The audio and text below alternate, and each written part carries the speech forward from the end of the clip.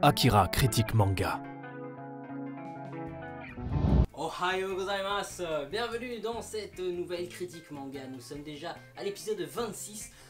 Mon dieu que le temps passe vite. Et aujourd'hui nous allons parler d'un manga des plus sympathiques. Monster Musume Everyday Life with Monster Girls est édité chez Oto, avec 11 tomes disponibles chez nous contre 16 au Japon.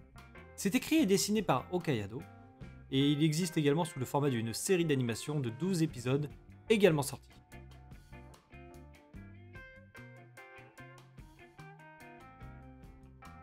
Dans cet univers, le gouvernement a annoncé il y a 3 ans l'existence des créatures semi-humaines, mythiques, sirènes, slime, etc.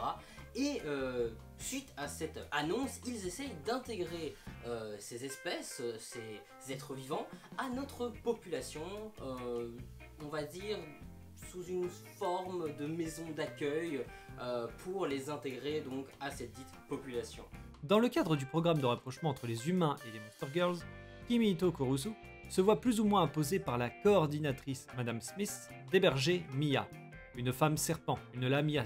Face au caractère impulsif et entreprenant de sa jolie pensionnaire, qu'il a rapidement rebaptisé Darling, Kimihito comprend vite combien il va lui être difficile de faire respecter les deux impératifs absolus que sont l'absence de violence entre humains et monstres, et surtout l'interdiction d'avoir des rapports sexuels interraciales. Un challenge des plus difficiles qui plus est, lorsque la langoureuse femme serpent est rejointe par une plantureuse centauresse et une jeune harpie aussi mignonne que innocente, et que toutes les trois ont très à cœur d'attirer l'attention de notre protagoniste et le blottir contre leur corps.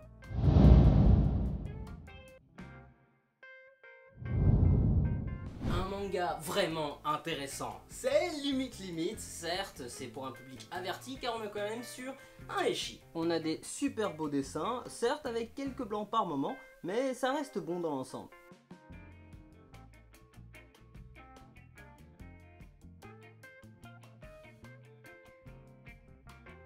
Vous l'aurez compris, pour la présentation des dessins, j'ai essayé d'éviter de vous présenter des planches trop explicites. On a l'histoire qui est vraiment sympa et franchement, je suis très intéressé par la suite de l'univers, c'est extrêmement bien, c'est drôle, et on se rince l'œil par moment, donc il y a vraiment un truc qui est vraiment bien, mais par contre niveau histoire il y a quelque chose de plus pointu d'intégrer, et pour cela je vais laisser Azulodo vous en parler. Ma conclusion pour ce manga serait que j'ai beaucoup apprécié les dessins. Personnellement, j'aime beaucoup le trait, ça se rapproche vachement de la série animée.